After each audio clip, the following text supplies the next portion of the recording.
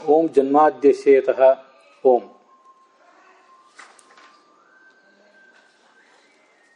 ಪರೋ ಮಾತ್ರಯ ತನ್ವಾವೃಧಾನ ನತೇ ಮಹಿತ್ವಮನ್ವಶ್ನುವಂತಿ ಉಭಯತೆ ವಿದ್ಮ ರಜಸಿ ಪೃಥಿವ್ಯಾ ವಿಷ್ಣು ದೇವತ್ವಂ ಪರಮಸ್ಯ ವಿತ್ಸೆ ನತೇ ವಿಷ್ಣು ಜಾಯಮಾನೋ ನ ಜಾತೋ ದೇವಮಹಿಮ್ನ ಪರಮಂತಮಾಪ ಉದಸ್ತಭ್ನಾ ನಾಕಮೃಶ್ವಂ ಬೃಹಂತಂ ದಾಧರ್ಥ ಪ್ರಾಚೀಂ ಕಕುಭಂ ಪೃಥಿವ್ಯಾಹ.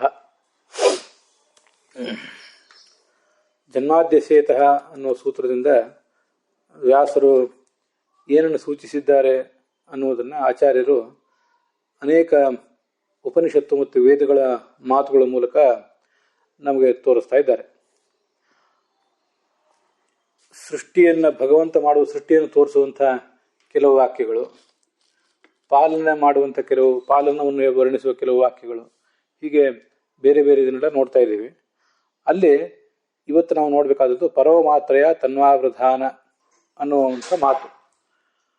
ನಾವೀಗ ಆ ಪರೋ ಮಾತ್ರಯ ಈಗ ಶ್ಲೋಕ ಏನು ನೋಡ್ತಾ ಇದ್ದೀವಲ್ಲ, ಬ್ರಹ್ಮಸೂತ್ರ ಭಾಷ್ಯದಲ್ಲಿ ಪರೋ ಮಾತ್ರಯ ತನ್ವಾವೃಧಾನ ನತೇ ಮಹಿತ್ವಂ ಅನ್ವಶ್ನುವಂತಿ, ಅದಾದ್ಮೇಲೆ ನತೇ ವಿಷ್ಣು ಜಾಯಮಾನೋ ನ ಜಾತಃ ದೇವಮಹಿಮ್ನ ಪರಮಂತಮಾಪ ಅಂತ ಇಷ್ಟಿದೆ. ನಾನು ಆರಂಭದಲ್ಲಿ ಮಂಗಲಾಚರಣದ ರೂಪದಲ್ಲಿ ಓದಿದ್ದು ಇನ್ನೊಂದು ಶ್ಲೋಕವನ್ನು ಕೂಡ ಇದ್ರ ಜೊತೆಗೆ ಓದಿದೆ. ಇದು ಋಗ್ವೇದದ 7ನೇ ಮಂಡಲದ 99ನೇ ಸೂಕ್ತದ 1 ಮತ್ತು 2ನೇ ಮಂತ್ರ. ಇವತ್ತು ನೀವು ನೋಡ್ತಿರುವಂತಹ ಪುಸ್ತಕಗಳಲ್ಲಿ ಈ ಮಂತ್ರಗಳನ್ನೇನು ಹಾಕಿರ್ತಾರಲ್ಲ, 1, 2 ಅಂತ ಮುದ್ರಿಸುವಾಗ ಕೆಲವು ಕಡೆ 1 ಅಂತ ಮುದ್ರಿಸಿರ್ತಾರೆ. ನೀವು ಅದನ್ನು ಸರಿಯಾಗಿ ಗಮನಿಸಬೇಕು. ಋಗ್ವೇದ ಸಂಹಿತ 7, 99, 1 ಹೀಗೆ ಕೆಲವು ಪುಸ್ತಕದಲ್ಲಿ ಇರ್ತದೆ. ಅಂದರೆ 7ನೇ ಮಂಡಲ 99ನೇ ಸೂಕ್ತ, ಅಲ್ಲಿ 1ನೇ ಮಂತ್ರ ಅಂತ. ಇನ್ನು ಕೆಲವು ಕಡೆ 7ನೇ ಮಂಡಲ 99ನೇ ಸೂಕ್ತ ಮತ್ತು ಮುಂದೆ 12 ಅಂತಿದೆ. ಅದು ವಾಸ್ತವಿಕವಾಗಿ 12 ಅಂತ ಅನ್ನೋದು ಸರಿಯಾದ ಪಾಠ ಅಲ್ಲ. 1 ಮತ್ತು 2 ಅಂತ ಅನ್ನೋದು ಸರಿಯಾದ ಪಾಠ. ಪರೋಮಾತ್ರಯ ತನ್ವಾವೃಧಾನ ನತೇ ಮಹಿತ್ವಂ ಅನ್ವಶ್ನುವಂತಿ ಇಷ್ಟಾದ್ಮೇಲೆ ಅಲ್ಲೊಂದು ಕಾಮ ಬೇಕು. ಪರೋಮಾತ್ರಯ ಅನ್ನುವಲ್ಲಿ ಆರಂಭದಲ್ಲಿ ಒಂದು ಕಾಮ ಬೇಕು, ಅನ್ವಶ್ನುವಂತಿ ಅಲ್ಲೊಂದು ಕಾಮ ಬೇಕು. ಅದಾದ್ಮೇಲೆ ಮತ್ತೆ ನತೇ ವಿಷ್ಣು ಜಾಯಮಾನೋ ಅಲ್ಲಿ ನತೆ ಅನ್ನುವಲ್ಲಿ ಒಂದು ಕಾಮ ಬೇಕು, ಇನ್ವರ್ಟೆಡ್ ಕಾಮ. ಕೊನೆಗೆ ಮಹಿಮ್ನ ಪರಮಂತಮಾಪ ಅಂತನ್ನುವಲ್ಲಿ ಇನ್ನೊಂದು ಕಾಮ ಬೇಕು. ಇದರ ತಾತ್ಪರ್ಯ ಏನಂದ್ರೆ, ಪರೋಮಾತ್ರಯ ತನ್ವಾವೃಧಾನ ಅಂತ 1ನೇ ಮಂತ್ರದ ಪೂರ್ವಾರ್ಧ ಅದು. ಆಚಾರ್ಯರು ಆ 1ನೇ ಮಂತ್ರದ ಇಡೀ ಭಾಗವನ್ನ ಉದ್ಧರಿಸಿಲ್ಲ. ಹಾಗೆ 2ನೇ ಮಂತ್ರದ ಇಡೀ ಭಾಗವನ್ನು ಕೂಡ ಆಚಾರ್ಯರು ಉದ್ಧರಿಸಿಲ್ಲ. 1ನೇ ಮಂತ್ರದ ಪೂರ್ವಾರ್ಧವನ್ನ, 2ನೇ ಮಂತ್ರದ ಉತ್ತರಾರ್ಧವನ್ನು ಉದ್ಧರಿಸಿದ್ದಾರೆ. ಮುದ್ರಿಸುವವರು 7ನೇ ಮಂಡಲ 99ನೇ ಸೂಕ್ತ 1ನೇ ಮಂತ್ರ ಅಂತ ಹಾಕಿಬಿಟ್ಟಿರ್ತಾರೆ. ವಾಸ್ತವಿಕವಾಗಿ ಪರೋಮಾತ್ರಯ ಅಲ್ಲಿಂದ ಹಿಡಿದು ನತೇ ವಿಷ್ಣು ಜಾಯಮಾನಃ ದೇವಮಹಿಮ್ನ ಪರಮಂತಮಾಪ ಇಡೀ ಒಂದು ಶ್ಲೋಕ ಅಂತ ನಮ್ಗದು ಕಾಣಿಸಿದ್ರು ಕೂಡ ಒಂದು ಮಂತ್ರ ಅಲ್ಲ ಅದು. ಅದು 2 ಮಂತ್ರಗಳ ಬೇರೆ ಬೇರೆ ಭಾಗಗಳು. 1ನೇ ಮಂತ್ರದ ಪೂರ್ವ ಭಾಗ ಮತ್ತೆ 2ನೇ ಮಂತ್ರದ ಅಪರ ಭಾಗ, ಸೆಕೆಂಡ್ ಹಾಫ್, ಹೀಗದಿದೆ. ಮೂಲದಲ್ಲಿ ಋಗ್ವೇದದ 7ನೇ ಮಂಡಲ ಅಂತ ಹೇಳಿದೆ, ಅಲ್ಲಿ 99ನೇ ಸೂಕ್ತ ಇದು. ಅದಕ್ಕೆ ಈ ಮೈತ್ರಾವರ್ಣಿ ವಸಿಷ್ಠರು ಋಷಿಗಳು ಇದಕ್ಕೆ ದೇವತೆ ಸ್ವಯಂ ವಿಷ್ಣುವೇ. ಸಾಯಣ ಭಾಷ್ಯ ಇತ್ಯಾದಿ ಎಲ್ಲ ಮತ್ತು ಇತ್ಯಾದಿ ಬೇರೆ ಬೇರೆ ವ್ಯಾಖ್ಯಾನಗಳು, ಋಗ್ವಿಧಾನ ಇತ್ಯಾದಿಕ್ಕೆಲ್ಲದಕ್ಕೂ ಕೂಡ ಅನುಸಾರವಾಗಿ ವಿಷ್ಣುವೇ ಇದರ ದೇವತೆ. ಮತ್ತು 4ನೇ ಮತ್ತು 6ನೇ ಮಂತ್ರಕ್ಕೆ ಮಾತ್ರ ಇಂದ್ರ ಮತ್ತು ವಿಷ್ಣುಗಳು ದೇವತೆ. ತ್ರಿಷ್ಟುಪ್ ಇದರ ಛಂದಸ್ಸು. ಋಗ್ವೇದ ಸಂಹಿತಾ ಕೂಡ ನಾನು ತೆಗೆದು ನೋಡಿದ್ರು ಪರೋಮಾತ್ರಯ ತನ್ವಾವೃಧಾನ ನತೇ ಮಹಿತ್ವಂ ಅನ್ವಶ್ನುವಂತಿ ಅದಾದ್ಮೇಲೆ ಉಭಯತೆ ವಿದ್ಮ ರಜಸಿ ಪೃಥಿವ್ಯಾ ವಿಷ್ಣು ದೇವತ್ವಂ ಪರಮಸ್ಯ ವಿತ್ಸೆ, ಇದು 1ನೇ ಮಂತ್ರದ ಪೂರ್ಣ ರೂಪ. ಉಭಯತೆ ವಿದ್ಮ ಅಂತನ್ನುವುದನ್ನು ಆಚಾರ್ಯರು ಉದ್ಧರಿಸಿಲ್ಲ. ಅಂದ್ರೆ 1ನೇ ಮಂತ್ರದ ಉತ್ತರಾರ್ಧವನ್ನು ಅವರು ಉದ್ಧರಿಸಿಲ್ಲ. ಹಾಗೆ 2ನೇ ಮಂತ್ರದಲ್ಲಿ ನತೇ ವಿಷ್ಣು ಜಾಯಮಾನೋ ನ ಜಾತಃ ದೇವ ಮಹಿಮ್ನ ಪರಮಂತಮಾಪ ಅಂತಿದೆಯಲ್ಲ, ಅದು ಆ 2ನೇ ಮಂತ್ರದ ಪೂರ್ವಾರ್ಧ, ಅದನ್ನು ಉದ್ಧರಿಸಿದ್ದಾರೆ ಆಚಾರ್ಯರು. ನಾನು ಅವಾಗ ಹೇಳುವಾಗ 2ನೇ ಮಂತ್ರದ ಉತ್ತರಾರ್ಧ ಅಂತ ಹೀಗೇನು ಹೇಳಿಬಿಟ್ಟೆ, ಹಾಗಲ್ಲ. 2ನೇ ಮಂತ್ರದ ಪೂರ್ವಾರ್ಧವನ್ನ, 1ನೇ ಮಂತ್ರದ ಪೂರ್ವಾರ್ಧವನ್ನ, ಇವೆರಡನ್ನೂ ಆಚಾರ್ಯರು ಉದ್ಧರಿಸಿದ್ದಾರೆ. ಅದು ನೋಡುವವರಿಗೆ ಅದು ಇಟ್ಟು ಸೇರಿ ಒಂದೇ ಮಂತ್ರ ಅಂತ ಕಾಣಿಸ್ತದೆ. ವಾಸ್ತವಿಕವಾಗಿ ಒಂದು ಮಂತ್ರ ಅಲ್ಲ ಅದು. ಎರಡನೇ ಮಂತ್ರದ ಉತ್ತರಾರ್ಧ ಹೀಗಿದೆ: ಉದಸ್ತಬ್ನ ನಾಕಮೃಷ್ಟಂ ಬೃಹಂತಂ ದಾಧರ್ಥ ಪ್ರಾಚೀಂ ಕಕುಭಂ ಪೃಥಿವ್ಯಾಹ. ಹೀಗೆ ಎರಡು ಮಂತ್ರಗಳು, 4 ಅರ್ಧಗಳು. ಆದರೆ ಆಚಾರ್ಯರು ಎರಡೇ ಅರ್ಧಗಳನ್ನು ಉದ್ಧರಿಸಿದ್ದಾರೆ. ಒಂದನೇ ಮಂತ್ರದ ಪೂರ್ವಾರ್ಧ ಮತ್ತು ಎರಡನೇ ಮಂತ್ರದ ಪೂರ್ವಾರ್ಧ. ನೋಡ್ಲಿಕ್ಕೆ ಅದು ಒಂದೇ ಮಂತ್ರದಂತೆ ಕಾಣಿಸ್ತದೆ. ದುರ್ದೈವ ಏನಂದ್ರೆ, ಇಷ್ಟು ದಿವಸ ನಾನು ಕೂಡ ಪರವಮಾತ್ರಯ ತನ್ವಾವೃಧಾನ ನತೇ ಮಹಿತ್ವ ಅನ್ವಷ್ಣುವಂತಿ ನತೇ ವಿಷ್ಣು ಜಾಯಮಾನೋ ನಜಾತಃ ದೇವಮಹಿಮ್ನ ಪರಮಂತಮಾಪ ಅಂತ ಒಂದೇ ಶ್ಲೋಕ ಅನ್ನುವ ರೀತಿಯಲ್ಲಿ ಹೇಳ್ತಿದ್ದೆ ಅನೇಕ ಸರಿ ಮಂಗಲಾಚರಣೆ ಇತ್ಯಾದಿಗಳಲ್ಲಿ. ಆ ಥರ ಹೇಳೋದೇನು ತಪ್ಪಲ್ಲದೆ ಇರಬಹುದು, ಆದರೆ ಒಂದೇ ಶ್ಲೋಕ ಅಥವಾ ಒಂದೇ ಮಂತ್ರ ಅದು ಅಂತ ನಾನು ತಿಳ್ಕೊಂಡದ್ದು ತಪ್ಪಷ್ಟೆ. ಇದು ನಮಗೆ ತ್ರಿವಿಕ್ರಮ ಪಂಡಿತರ ತತ್ವ ಪ್ರದೀಪವನ್ನು ನಾವೀಗ ನೋಡ್ತಾ ಇದ್ದೀವಲ್ಲ, ಆ ತತ್ವ ಪ್ರದೀಪದಲ್ಲಿ ನೀವು ಯಾರು ಒಂದು ಪುಸ್ತಕ ಇಟ್ಕೊಂಡಿದ್ರೆ ಅದನ್ನು ಗಮನಿಸಬೇಕು. ಪರವಮಾತ್ರ ಏತಿ ಅಂತ ಅದಕ್ಕೆ ಅರ್ಥ ಬರೆದಿದ್ದಾರೆ. ಅದಾದ್ಮೇಲೆ ತ್ವದೀಯಾಯ ಪ್ರಕೃತೆ ಪೃಥಿವ್ಯಾ ಪ್ರಕೃತೆ ರಜಸಿ ಪುಣ್ಯಪಾಪೇ ವಿದ್ಮ ಅಂತ ಹೀಗೆ ಅದಕ್ಕೆ ಅರ್ಥ ಬರೆದಿದ್ದಾರೆ. ಅದು ಆಚಾರ್ಯರು ಯಾವ ಭಾಗವನ್ನು ಅಲ್ಲಿ ಬಿಟ್ಟಿದ್ದಾರೆ ಅದನ್ನ ತ್ರಿವಿಕ್ರಮ ಪಂಡಿತರು ತಿಳಿದು ಅದನ್ನು ವ್ಯಾಖ್ಯಾನಿಸಿದ್ದಾರೆ ಅಂತ ನಾವು ತಿಳ್ಕೊಳ್ಬೇಕು. ಹೀಗೆ ಋಗ್ವೇದದ 7ನೇ ಮಂಡಲದ 99ನೇ ಸೂಕ್ತದ 1 ಮತ್ತು 2ನೇ ಮಂತ್ರಗಳವು.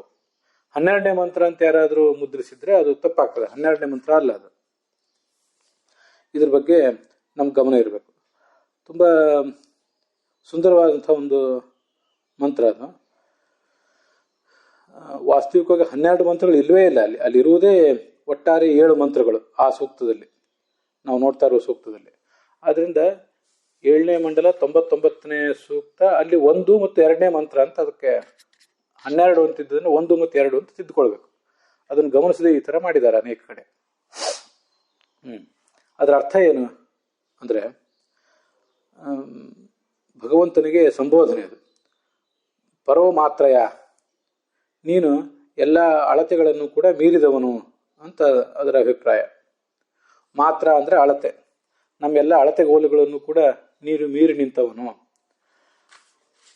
ಮತ್ತೆ ತನ್ವಾವೃಧಾನ, ಶರೀರದ ಮೂಲಕ ನೀನು ಬೆಳೆದು ನಿಂತಿದ್ದಿ ಅಂದರೆ ಎಲ್ಲ ಕಡೆ ವ್ಯಾಪ್ತವಾದ ದೇಹ ಇದ್ದವನು ಅಂತ ಅರ್ಥ.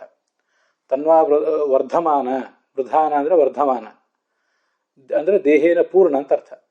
ಇತ್ತಂ ಭಾವೇ ತೃತೀಯ, ಇದು ವ್ಯಾಕರಣದ ಸೂತ್ರ ಒಂದನ್ನು ಅಲ್ಲಿ ತ್ರಿವಿಕ್ರಮ ಪಂಡಿತರು ಉದ್ಧರಿಸಿದ್ದಾರೆ. ಆ ವ್ಯಾಕರಣದ ಸೂತ್ರ ಇತ್ತಂ ಭೂತ ಲಕ್ಷಣೇ ತೃತೀಯ ಅಂತ ಹೀಗೇನೋ ಒಂದು ಸೂತ್ರ ಇದೆ. ಆ ಸೂತ್ರದಲ್ಲಿ ಜಟಾಭಿಸ್ತಾಪಸಃ ಅಂತ ಒಂದು ಉದಾಹರಣೆ ಕೊಡ್ತಾರೆ. ಜಟಾಭಿಸ್ತಾಪಸಃ ಅಂದರೆ ಜಟೆಯನ್ನ ಯಾರು ಧರಿಸಿರ್ತಾನೆ ಅಂಥವನನ್ನು ನಾವು ತಾಪಸ ಅಂತ ಗುರುತಿಸ್ತೀವಂತೆ. ಒಬ್ಬ ವ್ಯಕ್ತಿಯನ್ನು ಅಥವಾ ಒಂದು ವಸ್ತುವನ್ನು ನಾವು ಗುರುತಿಸ್ಬೇಕಾದ್ರೆ ಅವನಲ್ಲಿರುವ ಯಾವ ಲಕ್ಷಣವನ್ನು ನಾವು ಗಮನಿಸಿ ಗುರುತಿಸ್ತೀವಲ್ಲ, ಆ ಲಕ್ಷಣವನ್ನು ಹೇಳುವಂಥ ಶಬ್ದಕ್ಕೆ ತೃತೀಯ ವಿಭಕ್ತಿ ಬರ್ತದೆ ಅಂತ ಅಲ್ಲೊಂದು ನಿಯಮ. ತಾಪಸನನ್ನ ಅಂದರೆ ಮುನಿಗಳನ್ನು ನಾವು ಗುರುತಿಸುವುದು ಯಾವುದರಿಂದ? ಜಟೆಗಳಿಂದ. ಆದ್ದರಿಂದ ಆ ಜಟೆಯನ್ನು ಹೇಳುವಂಥ ಒಂದು ಶಬ್ದಕ್ಕೆ ತೃತೀಯ ವಿಭಕ್ತಿ ಬಂದು ಜಟಾಭಿಹಿ, ಬಹುವಚನ ಆಗಿದೆ. ಜಟಾಭಿಸ್ತಾಪಸಃ ಅಂತ ಹೀಗಾಗಿದೆ ಅದು. ಇದು ನಿಮಗೆ ಅದರ ಸೂತ್ರದ ಸಂಖ್ಯೆ ಇತ್ಯಾದಿಗಳು ಬೇಕಂದ್ರೆ 2ನೇ ಅಧ್ಯಾಯದ 3ನೇ ಪಾದದ 21ನೇ ಸೂತ್ರ. ಇದು ಬ್ರಹ್ಮಸೂತ್ರ ಭಾಷ್ಯದ್ದಲ್ಲ, ಪಾಣಿನಿಯ ಅಷ್ಟಾಧ್ಯಾಯ. ಇದು 2ನೇ ಅಧ್ಯಾಯದ 3ನೇ ಪಾದದ 21ನೇ ಸೂತ್ರ.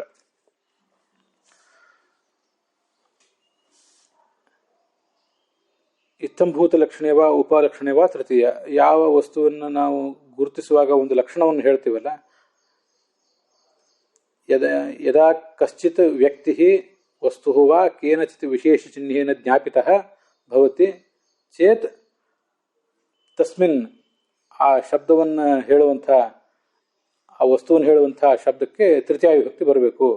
ಇದು ಅಲ್ಲಿರುವಂಥ ನಿಯಮ. ಜಟಾಭಿಸ್ಥಾಪತಃ ಅಂತನ್ನುವುದು ಅದರ ಉದಾಹರಣೆ. ಆದ್ದರಿಂದ ದೇಹರೂಪೇಣ ಪೂರ್ಣ ಅಂತರ್ಥ. ಭಗವಂತನನ್ನು ನಾವು ಗುರುತಿಸುವುದು ಹೇಗೆ ಅಂದರೆ, ಪೂರ್ಣವಾದಂಥ ದೇಹವುಳ್ಳವನಾದ್ದರಿಂದ ಅವನನ್ನು ಭಗವಂತ ಅಂತ ಗುರುತಿಸಬೇಕು. ಈ ಥರ ಪೂರ್ಣವಾದ ದೇಹ ಅಂತನ್ನುವುದು ಬೇರೆ ಯಾರಿಗೂ ಇಲ್ಲ. ಆದ್ದರಿಂದ ಅವನದೊಂದು ವಿಶಿಷ್ಟವಾದ ಲಕ್ಷಣ ಅದು. ಯತಃ ಚಿದಾನಂದಾತ್ಮಕೋ ವಿಷ್ಣು ಅಭಿನ್ನಶ್ಚ ದೇಹ, ಅವನ ದೇಹ ಏನಿದೆ ಅದು ಚಿದಾನಂದಾತ್ಮಕವಾದದ್ದು. ಯಾವತ್ತೂ ಕೂಡ ರಕ್ತ ಮಾಂಸಾದಿಗಳಿಂದ ಹುಟ್ಟಿರುವಂಥ ದೇಹ ಅಲ್ಲ. ಮತ್ತು ವಿಷ್ಣೋ ಅಭಿನ್ನಶ್ಚ, ವಿಷ್ಣುವಿನಿಂದ ಸಂಪೂರ್ಣವಾಗಿ ಅಭಿನ್ನವಾದಂಥ ಒಂದು ಸ್ವರೂಪ ಒಂದು.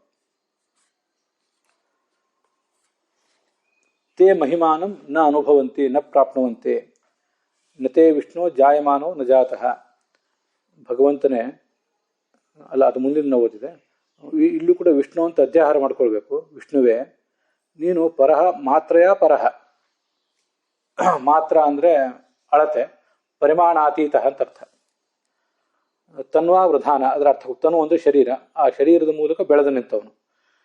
ಯಾರೂ ಕೂಡ ತೇ ನಿನ್ನ ಮಹಿತ್ವ ಮಹಿಮೆಯನ್ನು ನ ಅಶ್ನುವಂತಿ ತಿಳಿಯುವುದಿಲ್ಲ.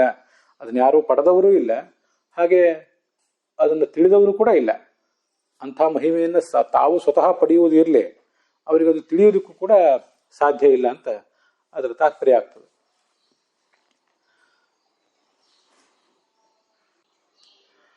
ಜಗನ್ನಾಥೇತಿಗಳ ವ್ಯಾಖ್ಯಾನದಲ್ಲಿ ಹೀಗಿದೆ. ತತ್ವೋದ್ಯೋತ ಟೀಕೆಗೆ ಅನುಸಾರವಾಗಿ ಮುಕ್ತರು ಅಮುಕ್ತರು ಯಾರೂ ಕೂಡ ನಿನ್ನ ಮಹಿಮೆಯನ್ನು ತಿಳಿದಿಲ್ಲ ಅಂತ ಅದರ ತಾತ್ಪರ್ಯ. ತನ್ವಾ ಸ್ವಮೂರ್ತಿವ ನತು ಕೀರ್ತಿ ಮಾತ್ರೇಣ. ಕೆಲವರು ಒಂದು ಜಾಗದಲ್ಲಿ ನಿರ್ದಿಷ್ಟ ಜಾಗದಲ್ಲಿದ್ದರೂ ಕೂಡ ಅವರ ಕೀರ್ತಿ ಎಲ್ಲ ಕಡೆ ಹರಡಿರ್ತದೆ. ಹಾಗೆ ಭಗವಂತನ ಕೀರ್ತಿ ಎಲ್ಲ ಕಡೆ ಹರಡಿದೆ, ಅವನು ವ್ಯಾಪ್ತ ಅಲ್ಲ ಅಂತ ಅರ್ಥ ಅಲ್ಲ. ಕೀರ್ತಿಯೂ ಹರಡಿದೆ, ಅವನ ಸ್ವರೂಪವೂ ಹರಡಿದೆ ಅಂತ ಅದರ ತಾತ್ಪರ್ಯ. ಮಾತ್ರಯ ಅಂತ ಅನ್ನೋದು ತೃತೀಯ ವಿಭಕ್ತಿ ಏಕವಚನ. ಅದಕ್ಕೆ ಮಿತೇಹೇ ಪರಹ ಪಂಚಮಿ ವಿಭಕ್ತಿ ಅರ್ಥ. ಅದಕ್ಕೆ ಪಂಚಮಿ ವಿಭಕ್ತಿ ಅರ್ಥದಲ್ಲಿ ತೃತೀಯ ವಿಭಕ್ತಿ ಬಂದಿದೆ. ನಿನ್ನ ಇತ್ತೇ ಮಹಿತ್ವಂ, ನಿನ್ನ ಮಹಿಮೆ ಅಂದರೆ ಜಗತ್ ಸೃಷ್ಟಿ ಮೊದಲಾದ ವ್ಯಾಪಾರ ಇದೆಯಲ್ಲ, ಅದನ್ನ ಅನು ಅಂತಿದ್ದೇನೆ, ಅನ್ವಷ್ಣುವಂತಿ ಅಂತ. ಅನು ಅನ್ನೋದಕ್ಕೆ ಅಪಿ ಅಂತ ಅರ್ಥ. ಇದು ಜಗನ್ನಾಥ ಯತಿಗಳು ಮಾಡಿರೋ ಅರ್ಥ. ಅನು ಅನ್ನೋ ಒಂದು ಉಪಸರ್ಗಕ್ಕೆ ಅದೊಂದು ಕೆಲವು ಅವ್ಯಯಗಳು, ಅದಕ್ಕೆ ಅಪಿ ಅಂತ ಅರ್ಥ. ಅಪಿ ಅಂದ್ರೆ ಏನು? ಕೇಪಿ ಯಾರೂ ತಿಳಿದಿಲ್ಲ, ಮುಕ್ತರೂ ತಿಳಿದಿಲ್ಲ, ಅಮುಕ್ತರೂ ತಿಳಿದಿಲ್ಲ. ಅದನ್ನ ಅವ್ರು ಯಾರೂ ಹೊಂದಿಲ್ಲ, ಮೊದಲು ಹೊಂದಿಲ್ಲ, ಇನ್ನು ಯಾರು ಅದನ್ನು ತಿಳಿದೂ ಇಲ್ಲ ಅಂತ ಹೀಗದರ ತಾತ್ಪರ್ಯ ಇದೆ. ಜಗನ್ನಾಥೇತಿಗಳು ತಮ್ಮ ಭಾಷ್ಯ ದೀಪಿಕಾದಲ್ಲಿ ಆ ಎರಡೂ ಮಂತ್ರಗಳ ಪೂರ್ಣ ಸ್ವರೂಪವನ್ನು ಹೇಳ್ತಾರೆ. ಮತ್ತೆ ತತ್ವಪ್ರದೀಪದಲ್ಲಿ ಆ ಎರಡೂ ಮಂತ್ರಗಳನ್ನು ವ್ಯಾಖ್ಯಾನಿಸಿದ್ದಾರೆ ಅಂತ ತತ್ವಪ್ರದೀಪದವನ್ನು ಕೂಡ ಅವರು ಕೋಟ್ ಮಾಡಿದ್ದಾರೆ. ಅತಯವ ತತ್ವಪ್ರದೀಪ ಅಂತ. ಆದರೆ ಜಯತೀರ್ಥರು ಅದನ್ನು ಎರಡು ಮಂತ್ರ ಅನ್ನೋ ರೀತಿಯಲ್ಲಿ ಹೇಳಿಲ್ಲ. ಅದು ಅವರು ಅದನ್ನ ಹೇಳಲಿಲ್ಲ ಅಂದ್ರೆ ಅದನ್ನ ನಾವೇ ತಿಳ್ಕೊಳ್ಬೇಕು ಅಂತ ಬಿಟ್ಟಿದ್ದಾರೆ ಅಂತ ಅರ್ಥ. ಅದಕ್ಕೇನು ವ್ಯಾಖ್ಯಾನ ಹೇಳಬೇಕು ವ್ಯಾಖ್ಯಾನ ಮಾತ್ರ ಮಾಡಿ ಬಿಟ್ಟಿದ್ದಾರೆ. ಅದನ್ನ ನೋಡಿ ಬೇರೆ ಯಾರು ಹೇಳಲಿಲ್ಲ, ಆದ್ರಿಂದ ನಾವು ಇದು ಒಂದೇ ಮಂತ್ರ ತಿಳ್ಕೊಳ್ಳೋ ಸಾಧ್ಯತೆ ಇರ್ತದೆ. ಅದ್ರ ಬಗ್ಗೆ ಗಮನ ಇರಬೇಕು. ಇತಿ ಋಗ್ದ್ವಯಮೇವ ವ್ಯಾಖ್ಯಾತಂ, ಋಗ್ವೇದದ ಎರಡು ಮಂತ್ರಗಳನ್ನು ವ್ಯಾಖ್ಯಾನ ಮಾಡಿದ್ದಾರೆ. ಆ ಮೂಲ ಮಂತ್ರದಲ್ಲಿ ಉಭೇತೆ ವಿದ್ಮ ರಜಸಿ ಪೃಥಿವ್ಯ ವಿಷ್ಣು ದೇವತ್ವಂ ಪರಮಸ್ಯ ವಿತ್ಸೆ ಅಂತಿದೆ. ನಾವೀಗ ಪೂರ್ವಾರ್ಧದ ಅರ್ಥ ನೋಡಿದ್ದೇವೆ, ಉತ್ತರಾರ್ಧದ ಅರ್ಥವನ್ನು ಕೂಡ ನಾವೀಗ ನೋಡಬೇಕು. ಭಗವಂತನೇ ಅಂತ ಅಲ್ಲಿ ಸಂಬೋಧನೆ ಇದ್ದೇ ಇದೆ. ತೇ ಉಭೇ ತೇ ವಿದ್ಮ ಅಂತಿದೆಯಲ್ಲ, ತೇ ಅಂತಂದ್ರೆ ತ್ವದೀಯಾಯಾಹ, ನಿನಗೆ ಸಂಬಂಧಪಟ್ಟ ಪೃಥಿವಿ. ಪೃಥ್ವಿ ಅಂದ್ರೆ ಪ್ರಕೃತಿ ಅಂತ ಅರ್ಥ ನೋಡಿ. ಒಟ್ಟಾರೆ ಪ್ರಕೃತಿ, ಇಲ್ಲಿ ಯಾವುದೇ ಬರೇ ನಾವಿರುವಂತಹ ಭೂಮಂಡಲ ಮಾತ್ರ ಅಲ್ಲ, ಸಮಸ್ತ ಬ್ರಹ್ಮಾಂಡದ ಉತ್ಪತ್ತಿಗೆ ಕಾರಣವಾದ ಪ್ರಕೃತಿ ಅಂತ ಅರ್ಥ. ಆ ಪ್ರಕೃತಿಯ ರಜಸಿ, ಪೃಥಿವ್ಯಾ ರಜಸಿ, ಪೃಥ್ವಿಯ ರಜಸ್ಸು ಅಂದ್ರೆ ರಜೋಗುಣದ ಕಾರ್ಯವಾದಂತಹ. ರಜಸಿ ಅನ್ನೋದು ದ್ವಿತೀಯ ವಿಭಕ್ತಿ ಏಕವಚನ, ದ್ವಿತೀಯ ವಿಭಕ್ತಿ ದ್ವಿವಚನ. ಹೀಗೆ ರಜಸಿ ಅಂದ್ರೆ ರಜಸ್ಸುಗಳನ್ನು, ಅಂದ್ರೆ ರಜೋಗುಣದ ಕಾರ್ಯವಾದಂತಹ. ಉಭೇ ಪುಣ್ಯ ಪಾಪೇ ವಯಂ ವಿದ್ಮಃ, ಈ ಪ್ರಕೃತಿಯಲ್ಲಿ ರಜೋಗುಣ ಇದೆ. ಆ ರಜೋಗುಣದ ಕಾರ್ಯವಾಗಿ ಪುಣ್ಯ ಮತ್ತು ಪಾಪಗಳನ್ನ ಎಲ್ಲ ಸಾಧಕರು ಕೂಡ, ದುರ್ಜನರು ಮಾಡ್ತಾರೆ, ಸಜ್ಜನರು ಮಾಡ್ತಾರೆ. ಆ ಪುಣ್ಯ ಪಾಪಗಳನ್ನು ನಾವು ಬಲ್ಲವರಾಗಿದ್ದೇವೆ. ಅರ್ಥಾತ್ ಪುಣ್ಯ ಮತ್ತು ಪಾಪಗಳಿಗಿರುವ ವ್ಯತ್ಯಾಸವನ್ನ ಬಲ್ಲವರಾಗಿದ್ದೇವೆ. ಯಾವ ಕಾರ್ಯ ಮಾಡಿದ್ರೆ ಪುಣ್ಯ ಬಂದಿತ್ತು, ಯಾವ ಕಾರ್ಯ ಮಾಡಿದ್ರೆ ಪಾಪ ಬಂದಿತ್ತು ಅಂತ ಅನ್ನೋದನ್ನ ನಾವು ತಿಳಿದಿದ್ದೇವೆ ಅಂತ ಅದರ ಅರ್ಥ. ಪ್ರಕೃತೇ ರಜಸಾಹಿ ಪುಣ್ಯ ಪಾಪೇ ಸೃಜ್ಯೇತೆ, ಇದೆಲ್ಲ ಭಾಷ್ಯ ದೀಪಿಕಾದ ವಾಕ್ಯ. ಪ್ರಕೃತಿಯ ರಜೋಗುಣದಿಂದ ಪುಣ್ಯ ಪಾಪಗಳು ಹುಟ್ಟುತ್ತವೆ. ಪರಮಸ್ಯ ತೇ ಮಹಿಮಾನಂ ತ್ವಮೇವ ವಿತ್ಸೆ, ಅದು ಪರಂ ಅಸ್ಯ ಅಂತ ಹೀಗೆ ಛೇದ ಮಾಡಬಾರ್ದು. ಪರಮಸ್ಯ ಅತ್ಯಂತ ಶ್ರೇಷ್ಠನಾದ ನಿನ್ನ ಮಹಿಮೆಯನ್ನು ತ್ವಮೇವ ನೀನೇ ವಿತ್ಸೆ ತಿಳಿದಿದ್ದಿ ಅಂತ ಹೀಗೆ ಅದಕ್ಕೆ ಅರ್ಥ ಹೇಳಬೇಕು.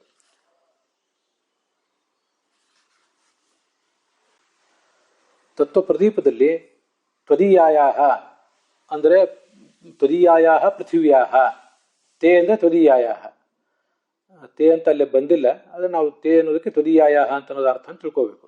ಪೃಥಿವ್ಯಾಹ ಅಂತ ಅನ್ನೋದಕ್ಕೆ ಪ್ರಕೃತೇ ಅಂತ ಅರ್ಥ. ರಜಸಿ ಅಂದರೆ ಪುಣ್ಯ ಪಾಪೆ ವಿದ್ಮ ನಾವು ತಿಳಿದಿದ್ದೇವೆ. ಪ್ರಕೃತೆ ರಜಸಾಹಿ ಪುಣ್ಯ ಪಾಪೆ ಸೃಜ್ಯತೆ. ಅಲ್ಲೇನು ತತ್ವ ಪ್ರದೀಪದಲ್ಲಿ ವಾಕ್ಯಗಳಿವೆ, ಅದೇ ವಾಕ್ಯಗಳನ್ನೇ ಜಗನ್ನಾಥೇತಿಗಳು ಬರೆದಿದ್ದಾರೆ. ಪ್ರಾಯ ಕೆಲವು ವಾಕ್ಯಗಳೇನಾದರೂ ಇವತ್ತಿನ ತತ್ವ ಪ್ರದೀಪದಲ್ಲಿ ಬಿಟ್ಟು ಹೋಗಿದೆಯೇನೋ. ತೇ ಅಂತ ಅನ್ನೋದಕ್ಕೆ ತ್ವದೀಯಾಯ ಅಂತ ಅರ್ಥ. ತೇ ಅಂತನೂ ಇವತ್ತು ತತ್ವ ಪ್ರದೀಪದಲ್ಲಿ ಪ್ರಿಂಟ್ ಆಗಿದ್ರೆ ಚೆನ್ನಾಗಿರ್ತಿತ್ತು, ನಾವು ಅದನ್ನು ಹೇಳೋದು ಕಷ್ಟ ಅಂತೂ ಹಾಗಿದೆ. ತೇ ತ್ವದೀಯಾಯ ಪ್ರಕೃತೇ ಅಂತ ಹೀಗಿದೆ. ಅಥವಾ ಜಗನ್ನಾಥೇತಿಗಳು ತತ್ವ ಪ್ರದೀಪವನ್ನು ವ್ಯಾಖ್ಯಾನ ಮಾಡುವಾಗ ತಮ್ಮ ನಡುವೆ ತಮ್ಮ ಶಬ್ದಗಳನ್ನು ಕೂಡ ಸೇರಿಸಿರಬಹುದು. ಎರಡೂ ಸಾಧ್ಯತೆ ಇದೆ. ಇಲ್ಲಿ ಪ್ರಕೃತೇ ರಜಸಾಹಿ ಪುಣ್ಯ ಪಾಪೇ ಸೃಜ್ಯತೆ ತತ್ವ ಪ್ರದೀಪದ ವಾಕ್ಯ ಓದ್ತಾ ಇದ್ದೇನೆ. ಪರಮಸ್ಯ ಶ್ರೇಷ್ಠನಾದ ತೇ ನಿನ್ನ ರೂಪಂ ಮಹಿಮಾ, ನಿಮ್ಮ ಮಹಿಮೆಯನ್ನು ಬೇರೆ ಯಾರು ಕೂಡ ತಿಳಿದಿಲ್ಲ. ನಿನ್ನ ಮಹಿಮೆಯನ್ನು ನೀನೊಬ್ಬನೇ ತಿಳಿದಿದ್ದಿ ಅಂತ ಹೀಗಾದ್ರೆ ಅರ್ಥ.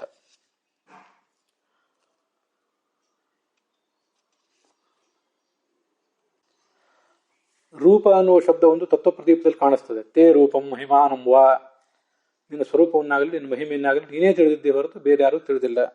ರೂಪಂ ಅಂತ ಅನ್ನೋದು ಭಾಷ್ಯ ದೀಪಿಕಾದಲ್ಲಿ ಕಾಣಿಸ್ತಾ ಇಲ್ಲ. ಸ್ವಲ್ಪ ಏನಾದರೂ ಬೇರೆ ಬೇರೆ ಹಸ್ತಪ್ರತಿಗಳನ್ನೆಲ್ಲ ಗಮನಿಸುವಾಗ ಸ್ವಲ್ಪ ವ್ಯತ್ಯಾಸ ಆಗಿದ್ದಿರಬಹುದು. ಹೀಗೆ ಪರಮಾತ್ರೆಯ ಅನ್ನುವ ಮಂತ್ರದ ಪೂರ್ಣ ಅರ್ಥವನ್ನು ಇವತ್ತು ನೋಡಿದ್ದೇವೆ. ಆಚಾರ್ಯರು ಉದ್ಧರಿಸಿದಂಥ ಒಂದು ಮಾತು. ಇದನ್ನು ಕೂಡ ನಾನು ಕಳೆದ ದಿವಸ ಹೇಳಿದಂತೆ ಪೂಜಾ ಆರಂಭದಲ್ಲಿ ಮಂಗಲಾಚರಣ ನಮಸ್ಕಾರ ಇತ್ಯಾದಿ ಸಂದರ್ಭದಲ್ಲಿ ಉಪಯೋಗ ಮಾಡ್ಕೋಬೇಕಾದಂಥದ್ದು. ಬರೇ ಪೂಜಾದ ಆರಂಭದಲ್ಲಿ ಮಾತ್ರ ಅಲ್ಲ, ಪ್ರವಚನ ಇತ್ಯಾದಿ ಕಾರ್ಯಗಳಲ್ಲಿ ಕೂಡ ಆರಂಭದಲ್ಲಿ ನಾವು ಅನುಸಂಧಾನ ಪೂರ್ವಕವಾಗಿ ಹೇಳಬಹುದಾದ ಒಂದು ಮಂತ್ರ. ವಿಷ್ಣು ಅನ್ನೋ ಶಬ್ದ ವೇದದಲ್ಲಿ ಹೆಚ್ಚು ಕಡೆ ಬರೋದಿಲ್ಲ. ಇಂದ್ರ, ಅಗ್ನಿ ಮೊದಲಾದ ಶಬ್ದಗಳೇ ಬರ್ತಿರ್ತವೆ. ಆದರೆ ವಿಷ್ಣು ಅಂತ ನಿರ್ದಿಷ್ಟವಾಗಿ ಹೇಳುವಂಥ ಒಂದು ಕೆಲವೇ ಮಂತ್ರಗಳಲ್ಲಿ ಇದೊಂದು ಅಂತ ಕಾಣಿಸ್ತದೆ. ಅಲ್ಲಿಗೆ ಈ ಭಾಗ ಸಮಾಪ್ತ ಆಗಿದೆ.